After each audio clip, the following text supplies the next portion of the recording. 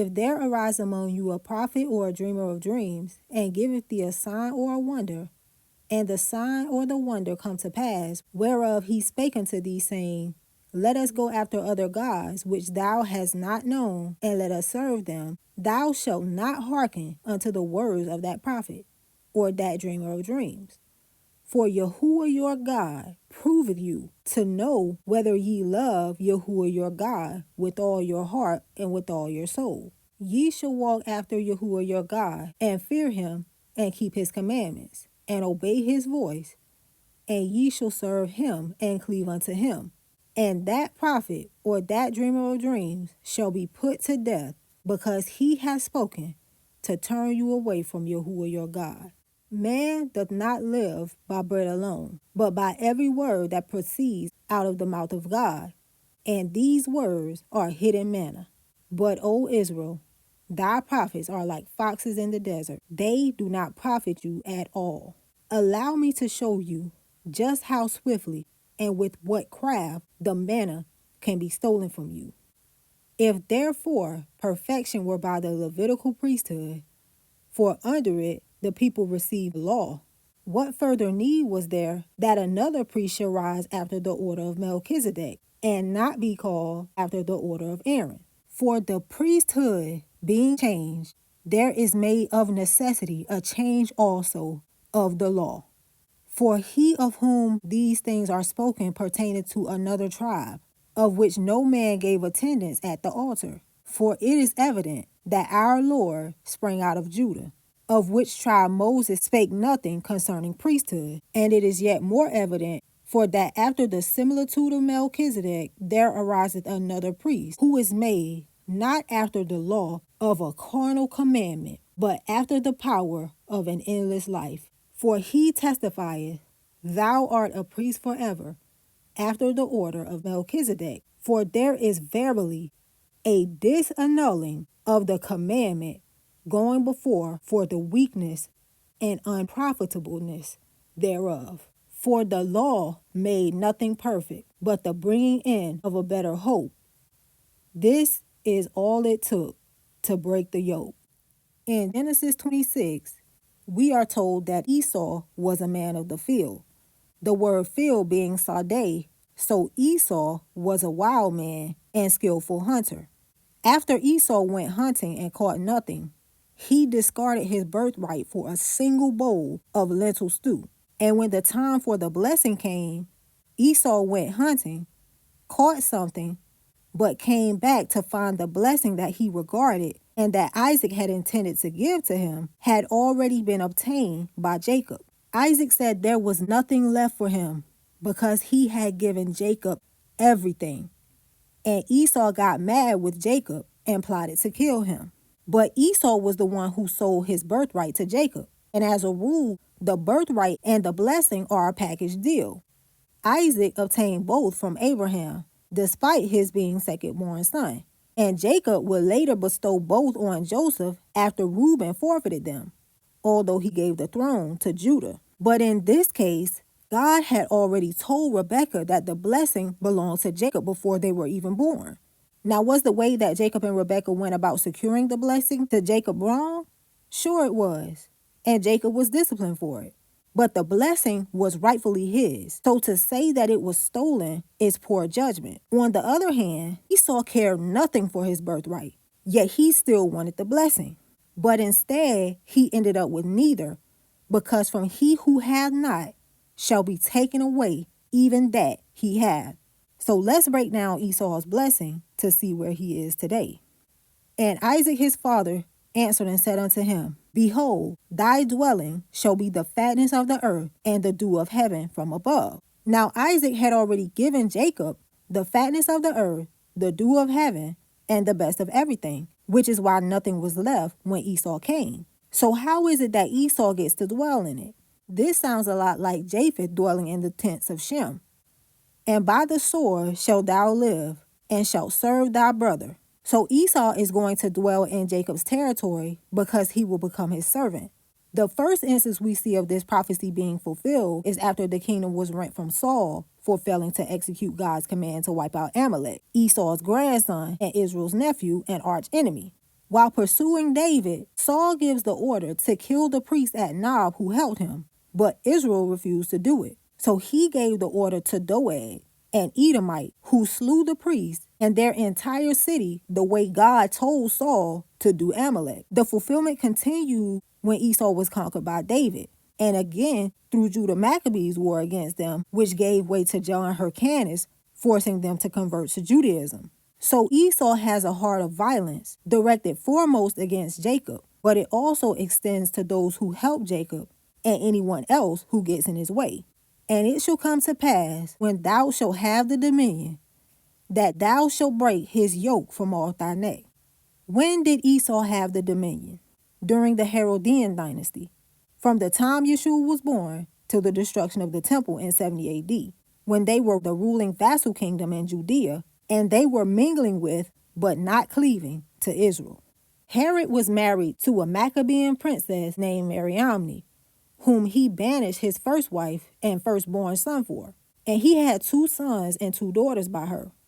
One son was named Aristobulus, and one daughter was named Cypros. He ended up killing his wife on his sister Salome's accusation she was planning to poison him, and later her 2 sons also, thinking they were conspiring against his throne. But before all that, Herod married Salome off to his friend Costobarus, a priest of the Edomite god Kos, whom some erroneously try to say is Yah. They had a son, Antipater, and a daughter, Berenice. Antipater married Cypros, and they had a daughter named Cypros. Berenice married Aristobulus, and they bare 3 sons and 2 daughters, the most notable being Herodias, who had John killed, and King Agrippa I, who had James killed and Peter imprisoned and was eaten by worms circa 44 AD, at which point his son Agrippa II ascends to the throne. This Agrippa had 3 sisters. The 2 of note are Berenice, who was with him during Saul's hearing in Acts 26, and Drusilla, who is called a Jewess in Acts 24, before her husband Felix takes Saul into custody. After this, Salome divorces Costobarus and has Herod kill him, after which he forces Salome to marry his friend Alexis and to give one of her daughters to Alexis' son and one to Doris' brother Thudio. The now widowed Berenice marries Thudio, but it is unclear who married Alexis' son. I will go into why shortly. Herod also had 2 other wives who may have been Jews, another Mariamne and the mother of Herodias' first husband Philip, whose father, Simon Boethus, he made high priest, and a woman named Cleopatra of Jerusalem. He had several other sons as well, most of whom were brought up in Rome, including Herod the Tetrarch, who married Herodias. Now in Acts 13, we see a possible link between Herod the Tetrarch and Saul. We have Simeon called Niger, who shares the same name with Niger of Perea, the leader of the Idumeans during the war, and one of the 3 fallen horns, and Manaen, who was brought up with Herod the Tetrarch in Rome. The Greek does not appear to be including Saul as brought up along with them, but it could be intentionally dubious. And in his own letter to the Romans, he salutes the house of Aristobulus, a common Maccabean name adopted by the Herods, and calls a man named Herodian his kinsman. And Herod, like Caesar, seems to be a family name or title. Now in Romans 11, Saul said he was a Benjamite. He goes further that he was a Hebrew of Hebrews, circumcised the 8th day from the stock of Israel in Philippians 3. And in Acts 23, he said he was the son of a Pharisee. But we also see that he had Roman citizenship, which was apparently hard to come by. And he bragged that he was born with it. So how is it that this Jew was born with Roman citizenship?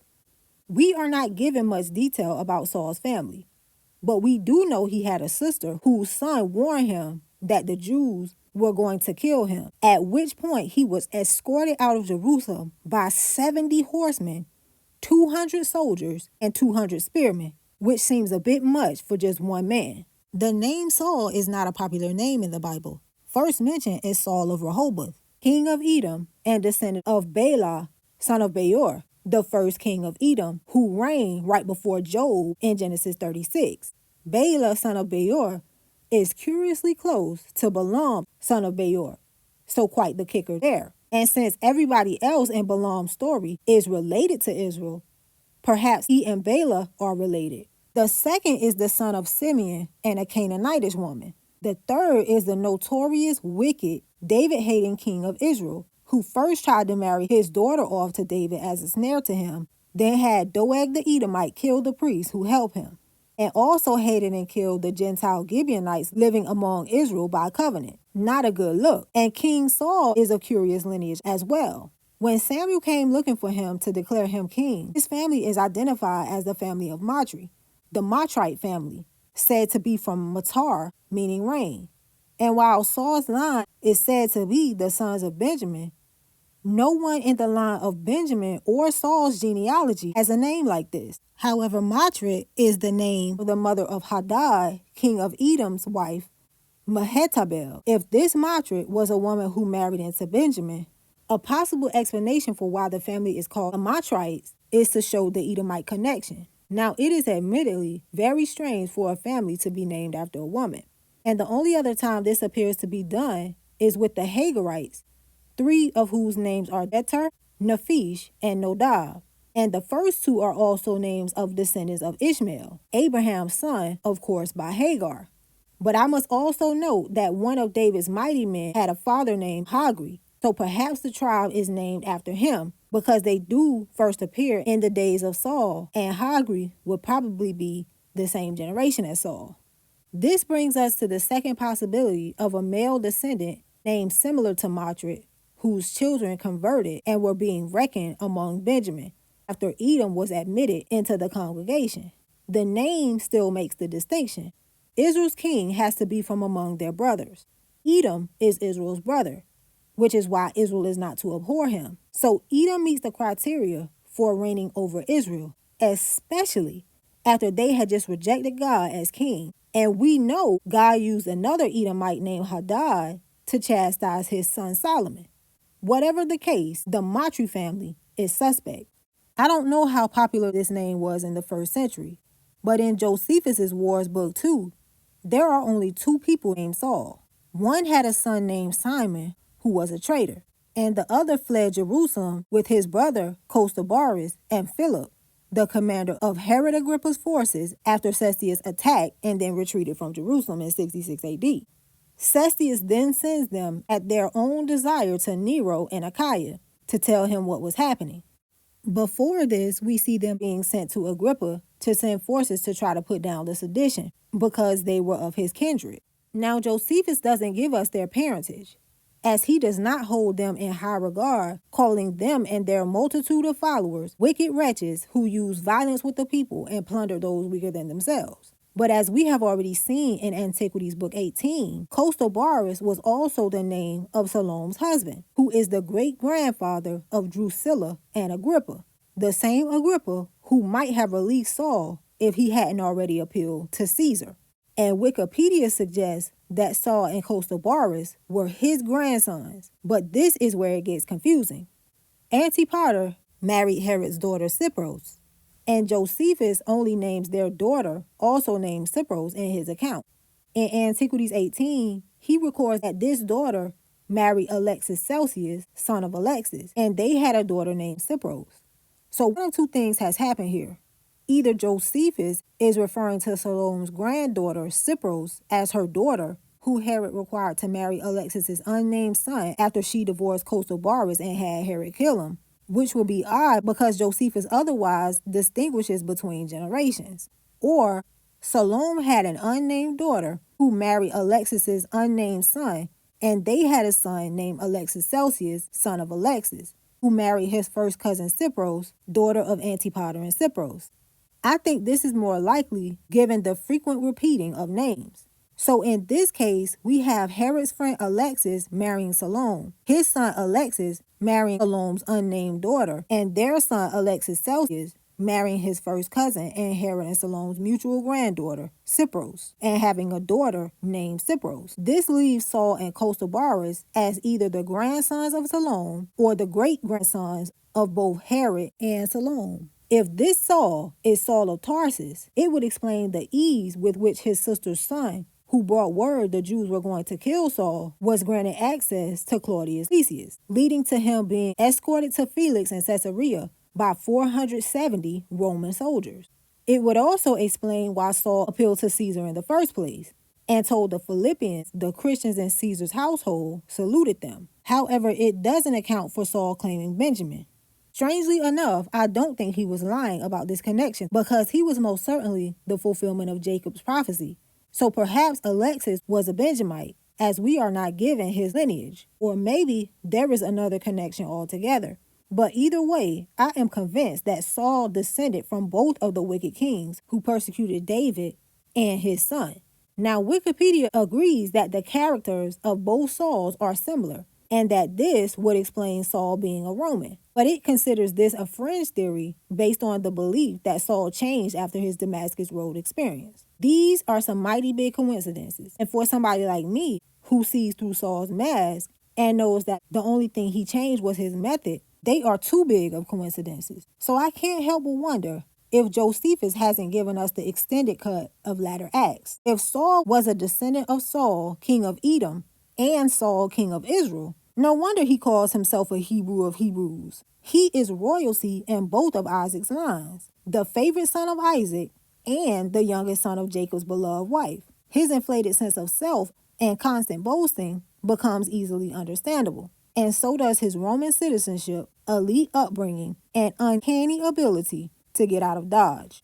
In Romans 13, Saul is ever the patriot to Rome and the Herods, insisting you submit to their authority as the authority of God, even saying resisting it leads to damnation. So what was the yoke that Esau broke off of his neck? The yoke of bondage to Israel. Now, since Israel is a kingdom of priests, God gives the nations as servants to them, so they can teach them God's ways, and the nations can become God's servants through them. So ultimately, the broken yoke of Esau is the yoke of bondage to God's law. The Levites are the guardians of the law. Get rid of them, and you get rid of the law. This is precisely how Jeroboam led Israel into idolatry, and why Levi is reckoned with Judah instead of Ephraim. He gave the priesthood to the lowest of the people, and based on history, this was probably Dan. So Levi left and went to Judah to be their priest. Josephus reports that Herod was appointing high priests who were not of the Maccabees nor any other eminent families, and barely priests. And interestingly enough, Dan is not reckoned among the 144,000. So the reason we saw John, God's appointed high priest in the wilderness, rather than serving in the temple like his father Zechariah had, is because Herod defiled the Levitical priesthood and spoiled the vine with spiritual and perhaps biological Danites, phony sons of Zadok, most of whom were Sadducees. Further, we see in Acts 12 that although king, Herod was willing to do the Jews a pleasure by killing James, Yeshua's priest, during the Feast of Unleavened Bread, and imprisoning Peter, the acting high priest, planning to do the same to him after the feast, but God delivered him. What Herod could not do physically, Saul is still doing spiritually. Saul was physically seeking out Yeshua's priests to kill them before his conversion claim. But life and death is in the power of the tongue, and those who love it eat the fruit thereof. So the pen is mightier than the sword. And he proceeded to use it to assassinate the apostle's character through his letters. So who is it we see tearing down the Levitical priesthood in the Bible? The author of Hebrews. This person used a different method to effect the same lawlessness that Saul did, because he was writing to Hebrews. And you cannot present the garbage of dumping God's law blatantly to Jews and expect to be heard. It has to be presented subtly to have any shot at success. And as a self-proclaimed Hebrew of Hebrews, Saul would have known this. Now, since his signature introduction is not attached to this letter, scholars do not think it was his. But it would have been unwise for him to attach his name to such a letter, because the Jews had already rejected him. And since a snake knows when to shed its skin, he went incognito. But if you know the fruit, you know the root. So the doctrine itself gives him away. Granted, this could be one of his minions, but I am pretty well convinced all of the Sauline epistles are his through several different doegs who wrote for him because he was going blind. And they continued to change because even his followers were abandoning him. Saul was a self-professed master of disguise, willing to become all things to all men that he might destroy many, which would explain why the writing styles are different, but the doctrine is the same. In Deuteronomy 27, God tells Moses to have Simeon, Levi, Judah, Issachar, Joseph, and Benjamin stand on Mount Gerizim, from Geraz, meaning to cut off or separate, to bless the people. But Reuben, Gad, Asher, Zebulun, Dan, and Naphtali were to stand on Mount Ebal and curse. The meaning of Ebal is not given, but it is the name of a descendant of a Canaanite named Seir, meaning goat. The Horite from Kor, meaning cave, den, or hole, like foxes have. These are the people who Esau, the wild man, took the land from and apparently mixed with, since Esau's wife Aholibama is the daughter of Seir's son Anah. So we have two mountains, one with blessings, one with curses. Both the sons of Rachel and all the sons of Leah except Reuben, the firstborn who forfeited his birthright through adultery with Bilhah, and Zebulun are on the blessing side. They are on the cursing side with the son of the maize. I have previously connected Dan to the Pharisees, Sadducees especially, and scribes. But in looking at Deborah's song, it says, out of Zebulun, they that handle the pen or scepter of the writer. Jacob prophesied Zebulun to be a seaside tribe engaging in commerce, and they were in Galilee of the Gentiles. So it is possible that Zebulun is mentioned alongside Dan because they represent the scribes. The Mount of Olives is associated with Yeshua's triumphal entry into Jerusalem. His prophecy of the destruction of the temple in Jerusalem, his pretrial prayer and betrayal, and his ascension into heaven. And in Zechariah 14, that mountain splits with half going north and half going south, and a very great valley in between.